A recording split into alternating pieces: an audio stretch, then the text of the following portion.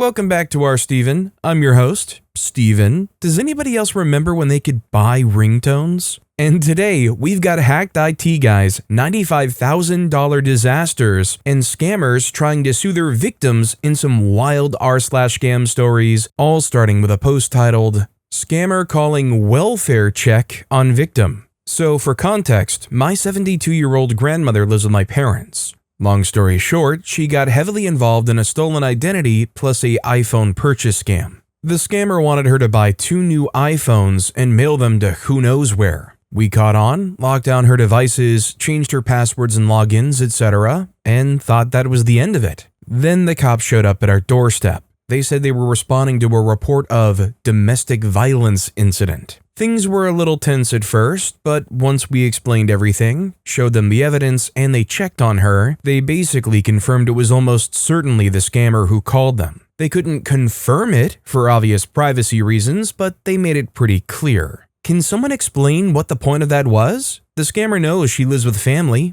We've seen the texts she sent him. Why would they risk alerting both of us and the police to their own criminal activity? Was this a failed swatting attempt? Because it honestly seems like self-sabotage. So I would love to know in the comments what people think the actual reasoning behind this was, but I'm assuming this is like some scammer that got way too upset and went rogue. Because usually you hear those stories about people who say they got catfished and they're getting threatened that the photos will get sent to their whole family. And the advice almost universally is just block them and ignore them, and they likely won't do anything because they're just going to move on to the next person trying to extort them. A user named Pale Session left a comment saying, "This is why we tell people not to scream at the scammers, insult them, etc. It's fairly easy for them to swat or harass whoever's ticked them off." VOP responded, "We didn't even do that though for this very reason. Just changed the passwords and usernames and blocked phone numbers. I guess they really wanted those phones." Another user named Mr. Bean KC left a comment saying, "The scammer was simply ticked off that you guys caught on before they got their phones. Take solace in the fact that he ticked off a thief." The OP then went on to post an update post a little over a week later. Update, scammer given up on swatting, now ordering retaliatory pizzas. So I posted here about a week ago, see post on my post history, talking about how after we found out my grandma was being scammed and closed down her accounts, the scammers tried swatting us. It did turn out to be a legitimate swatting attempt like y'all said. We got more info and apparently he tried calling in and saying that we're holding my grandma hostage with a weapon. I guess we just got lucky that our sheriff's department is sane enough to think it was fishy and just sent out a few officers to check out things instead of a full SWAT squad. Anyways, I guess now that the police know the whole story, he's had to change harassment tactics. Now he's just sending pizzas to our house. Pizza after pizza, all under his alias. I'm just so tired. What the heck? Pizza harassment is definitely a new one for me. So unfortunately, this is the last update post OP's made as of about 9 days ago. It really makes me start to wonder if this was an actual formal scammer that's in the business of trying to scam a lot of people, or if this is one really dumb individual who's trying their hand at it, frustrated, and this is their secondary backup way of trying to extort them. I mean, it tickles me to say, but this guy seems like he must be a particularly bad scammer. You failed to scam grandma out of money, and now you're gonna just swat her and send her pizzas all day? Clearly that scammer's time isn't very valuable. A user named Buffy Red Poodle left a comment asking, "I was wondering if you talked to cops about the swatting. Sometimes they're able to figure out who was behind it, or at least to know if the scammer is based in the USA or international. Like others were saying, they could try to call grandma again. My mom was also almost scammed, and my sister took her to report it to the police. A year later, a guy called. He said he's a cop and asking if my mom is aware of theft and scammers on the elderly. He asked how much valuables my mom has and where she keeps it. My mom thought it was a legitimate cop and told him everything. I believe scammers save numbers of naive people to scam them again. We had to change her number because she's too gullible. So changing the phone number isn't a bad idea, or blocking anyone who's not in contact at least." VOP responded, "Yeah, we talked to the sheriff's department. They acted like they couldn't give much info for privacy reasons, but hinted that he's probably international and that they'll keep an eye out for more swatting attempts. He uses a phone number generator, so I'm not sure how well they can track that. I don't know. It kind of seemed like the sheriff's department didn't take it super seriously, which is really frustrating because it's been scary for all of us. Currently, my parents are planning on just canceling my grandma's phone entirely and getting her a Bark phone or something with good child locks and a new phone number instead. Unfortunately, she has been diagnosed with early-stage Alzheimer's, narcissistic personality disorder, and bipolar, so this whole scam thing is a repeat behavior of hers. This one is just particularly bad because he's been so retaliatory, so it's really been the final straw. I don't know if she's just extremely gullible or if she kind of plays into the scams because she enjoys the love bombing or what. But either way, she doesn't seem to be able to handle having a phone or social media responsibly. Another user named nPaladin left a comment asking, "Are the pizzas prepaid?" The OP responded, "I wish, they're cash on delivery." Another user named Bill DeLong left a comment saying, "I can't think of a single restaurant near me that would prepare, package, and deliver without being prepaid." The OP responded, "Apparently Papa John's does, FML." And speaking of deliver, if you're enjoying these stories and you want to help me deliver more scam stories, it would be awesome if you could hit those like and subscribe buttons down below. Our next story is man pounding on our door looking for a package. Scam help?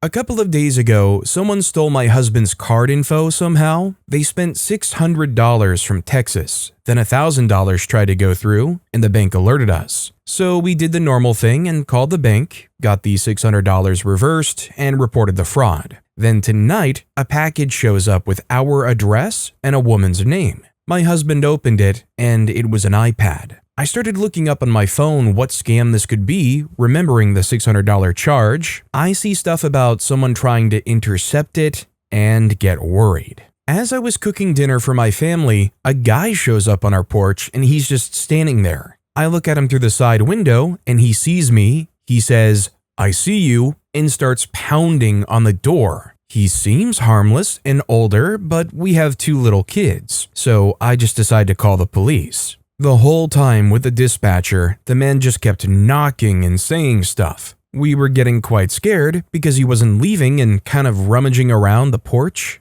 The cop got there and talked to the man for a while, then the cop talked to us. Supposedly, the man was claiming to be an Uber driver. He was told on the app to pick up a package. He tried to come back over while we were talking to the cop and says he has a number of the person. The cop didn't really seem to care and just wrote a report and took the package with the iPad. The man was old and strange. At one point before the cop got there, he was taking pictures of our house. How worried do I need to be now? And can someone please explain this scam to me? I do not get it. Now, I don't know how true this is, but apparently there is some kind of Uber service where you can have somebody go pick up a package. I've never actually personally used it or looked into it. As far as I know, just from 30 seconds of quick Googling around, it could be a thing. So it could be a scam type thing where they ordered that iPad, hoped that it would arrive and somebody wouldn't come grab it immediately and they could get an Uber driver to come pick up the package and sneak it away before OP could. A user named Diva Minerva left a comment asking,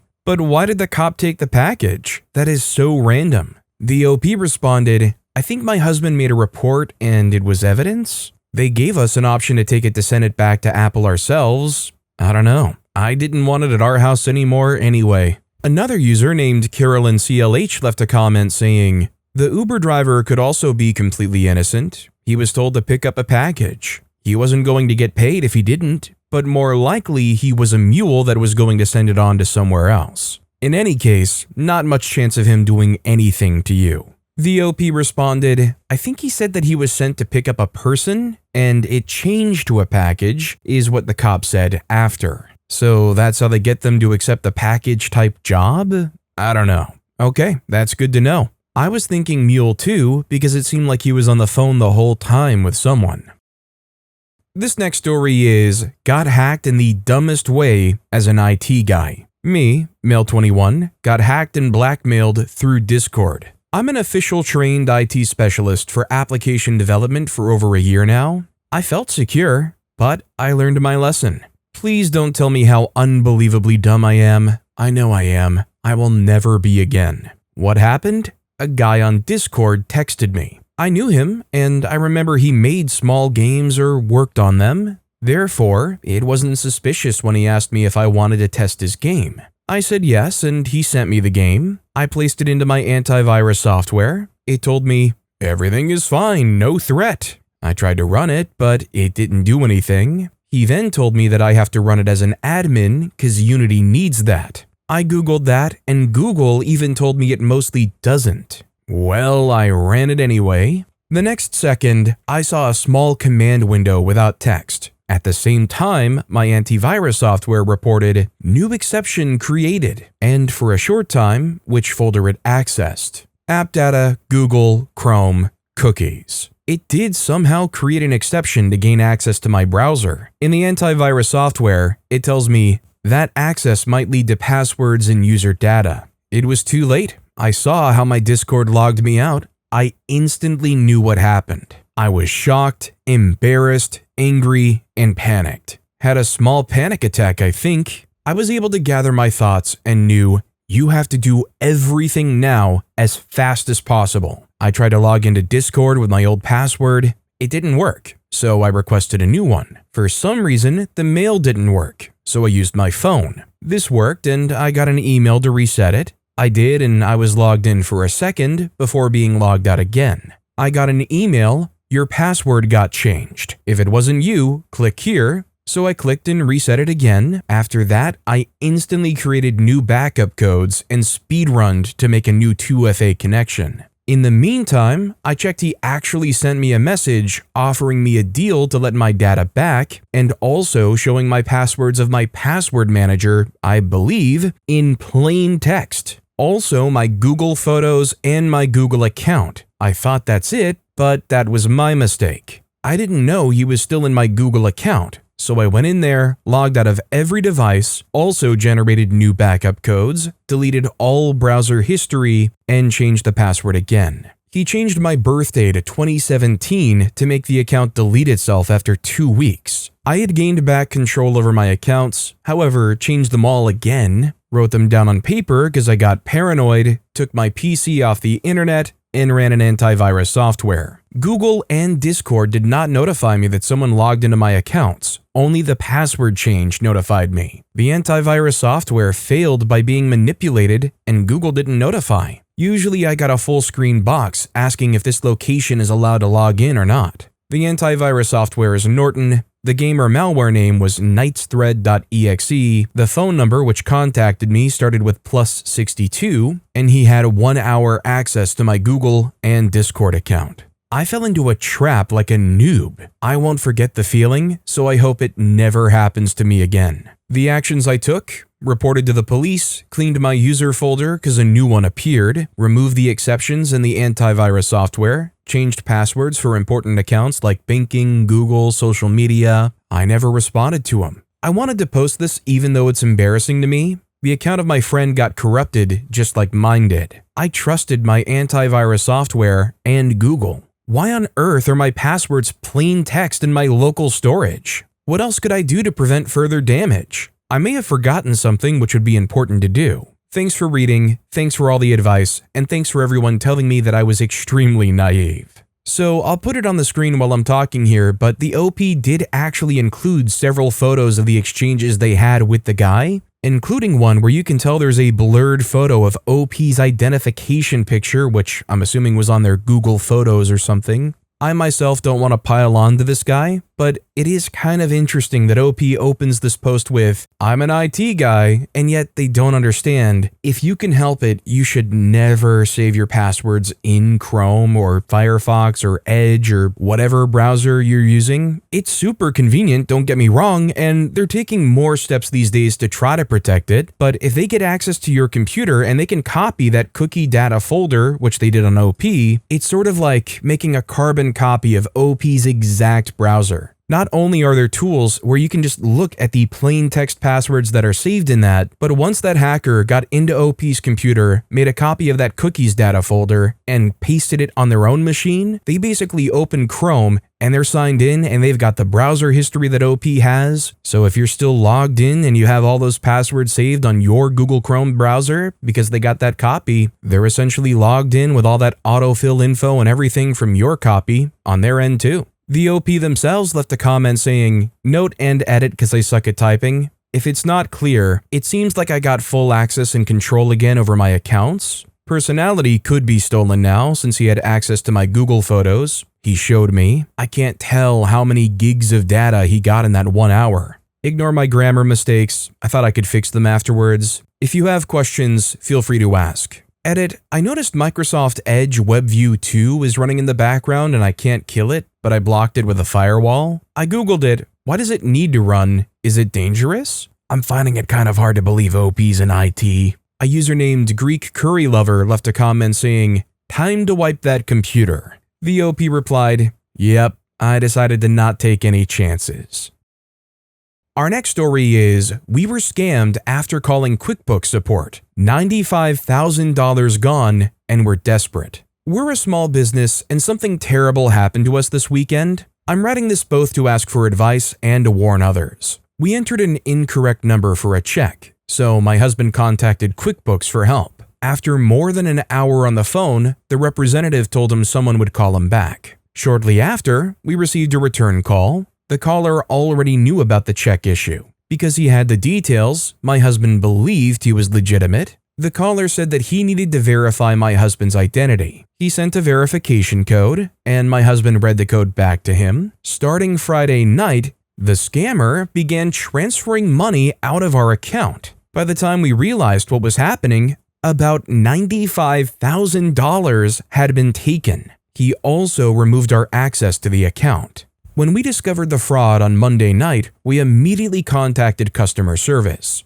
We were told the fraud department had already closed for the day. We contacted the police and also filed a report on the FBI website, IC3. Now we are waiting and don't know what else we can do. This is devastating for our business. We're under enormous stress and honestly feel lost right now. If anyone has gone through something similar or has advice on what steps we should take next, please help. Thank you. P.S. We requested the call directly through our company QuickBooks account. We didn't search for a phone number online or call any random support line because we're aware of common scam tactics and try to be careful. We had already contacted support twice before and the issue still wasn't resolved. That's why we asked for a callback. When we received the call, we asked to speak with a supervisor. The representative told us a supervisor would return the call before 5 p.m. What happened after that is when everything went wrong. So considering OP contacted through the actual dedicated support line,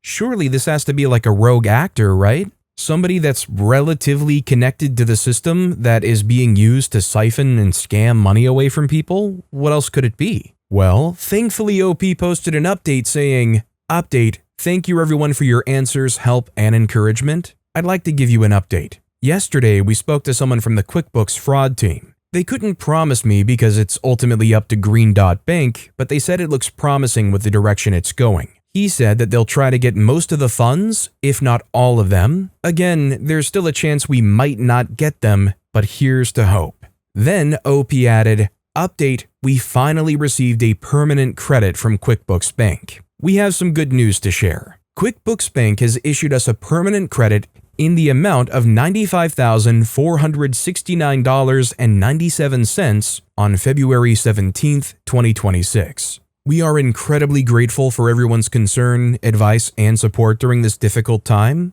We truly feel lucky. After our account was restored, we carefully reviewed all transactions and transfers and discovered that a total of $154,690.97 had been stolen. Our plan now is to continue working with QuickBooks to recover the remaining amount after receiving this $95,000+ credit. We also want to acknowledge that QuickBooks has been making continuous efforts to assist us and coordinate with the bank. Without their help, we would not have received this reimbursement so quickly. Unfortunately, the scammers have continued trying to contact us over the past few days, attempting to trick us again into sending verification codes. It's unbelievable. They really think that we're that naive. Again, thank you to everyone who supported and helped us. I'll continue to post updates. Thank you. So again, I'm glad that OP got most of their money back. I mean, they're still out a lot of money, but I really wish either OP or QuickBooks themselves clarified who is the scammer? How did they get in here, and how are they stealing all of this money by becoming that man in the middle and asking for a verification code? I mean, somebody at QuickBooks has to be working with the scammer to tip them off that this is happening, right?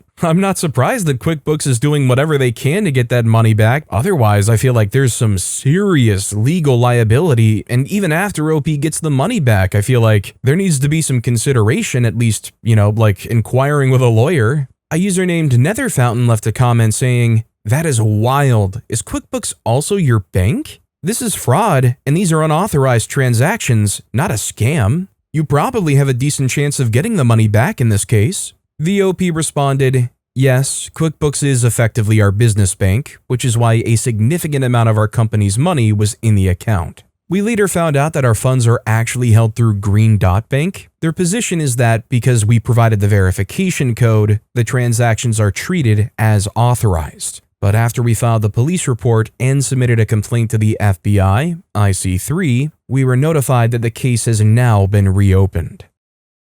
Our next story is, Mercari allowed a buyer to scam me for $400. Here's how their broken system works. I sold a PS5 30th anniversary controller for $400 with full proof, original purchase receipt, photos, and description all submitted. The buyer received the item, lied about it not being what he ordered, and immediately blocked me to avoid any communication. Mercari sided with him solely because he had 499 good ratings, while I was a brand new seller with only 1 rating. They ruled against me despite hard proof. Even worse, since he blocked me, I couldn't leave him any feedback to warn others. Mercari's platform allows scammers to block sellers from leaving feedback, abuse the rating system to prey on new sellers, and ignore evidence entirely in dispute cases. This isn't just bad customer service, it's systematically rigged. I'm pursuing full legal complaints now through the FTC, CFPB, Attorney General, Better Business Bureau, and payment processors. I don't think OP necessarily clarified whether or not they got to keep the money or if it's just their seller status got dinged on Mercari. But I'll be honest, I know the story isn't that salacious or juicy, but I included it just because I have a rant of my own about Mercari. I went on Mercari because I was looking to try to find a deal on a Pokemon Platinum. To be clear, there are a lot of fakes out there. One of the main tenets is the little PCB board on the back will have an M8. If it has that, it's fake. I bought one on there for $90 that showed a PCB on the back that was clearly genuine. When I get the item, open the bag, bam, M8 on the PCB. So I'm livid, I'm upset, I contact support. If I'd spent a little bit more time, I would have seen that the person clearly had a history of doing this bait and switch nonsense. The thing that made me irate about Mercari is when I got the return label, you have to access the return label through their website. So I go to their website, press the return label button, it just refreshes the page, doesn't actually show the return label. So I'm like, okay, maybe I need the app. I go download the app, go to the return label section. It refreshes and then goes to another page that says, begin verification. We need to make sure that you are who you say you are. Be ready to take a photo of your ID and a video selfie. At that point, I'm like, I bought on your service, got a counterfeit item, and you're wanting me to take a video selfie and smile for the camera so you can send it off to a third-party processor who clearly labels that they're going to use that info to better their services? After sending a few very irate messages to their customer support, they just emailed me the label, and I am never going to use Mercari ever again. A month later, a user named Nictorious98 left a comment asking, "How has the process been going so far? Have you got your money back?" The OP responded, "Never did." Our next story is Attempted Zelle scam months ago, now being sued in civil court, Virginia, by the scammer. Trying to figure out what the scammer's angle is and would appreciate any insights. Throwaway account and changing identifiable details, given that this has now infuriatingly become a legal case. 4 months ago, I received a sizable Zelle deposit of thousands of dollars from an unknown Zelle account with a business/LLC name listed as the ID. Knowing how Zelle fraud works, I opened a fraud claim with my bank and asked them to investigate and reverse the charges. 4 days later, the money was reversed from our account and the fraud claim was closed. 3 days after the claim was closed and the money was reversed, I started to receive phone calls and then text messages from 2 unknown numbers with the typical frantic story of the money being sent in error, begging for it to be sent back. When I answered the phone the first time, I said, "I've taken this matter up with my bank and the money has already been reversed to the original sender. So if it's your money and you haven't received it, please take it up with your bank and stop calling me." I blocked the number. On the second phone call from a different number, I repeated the message, much less politely, and blocked them again, but not before receiving multiple text messages from them again begging for the money, which I did not answer. Around the same time, I also received a Zelle request email with a request for the specific amount of money to be sent to a Zelle account with a business name subtly different from the original account that had sent the money. Again, I ignored this. After the 2 phone calls, text messages, and email request, I didn't get any additional communication, and so I assumed they had given up. Apparently, this was incorrect. Last week, 4 months after the initial deposit and reversal, I received notice that there has been a case opened against me by an individual whose name I do not recognize in a state 1,500 miles away, claiming that I owe them the amount of the original fraudulent Zelle deposit. I called the listed court, using a number found on the court's website, not the mailed paperwork, and confirmed that this is a real case with a real hearing date set. What's the scammer's angle here? Will this not open him up to legal scrutiny? I have bank statements showing the reversal of the charges, and my bank is providing a letter documenting the fraud claim. I'm annoyed at the idea of having to pay a lawyer to represent me across the country for this clear money grab attempt by an individual I have zero connection to. I appreciate any insights or commiseration. Well, I have to say this is definitely a new one. Either this is like the world's worst extortion method where they're trying to force you to get into a legal small claims court thing just to see if that can force you to buck up, or I don't know, a moron who sent the money to the wrong person and somehow thinks that OP's responsible for this. A user named Marathon2021 left a comment saying, "Probably worth asking rSlash legal advice for some guidance. If you don't show up, they could win a claim against you by default. A properly barred lawyer in that jurisdiction could probably help draft a motion to dismiss and note the evidence you have and maybe dispatch with the case quickly. I don't think it's the scammer suing you. It's likely a different victim that got tied up in the transactions they were trying to route through you, and they're angry, so they're lashing out legally." The OP responded, "Thank you for the comment. This was my wonder as well, whether the person who filed was also caught up by a scam. Though I don't know why then his actions would be directed at me and not first checking with his bank. We're planning to contact some local lawyers on Tuesday after the holiday weekend is over." I would love an update on that story, but as it tends to go with Reddit, 9-month-old post, no update since then.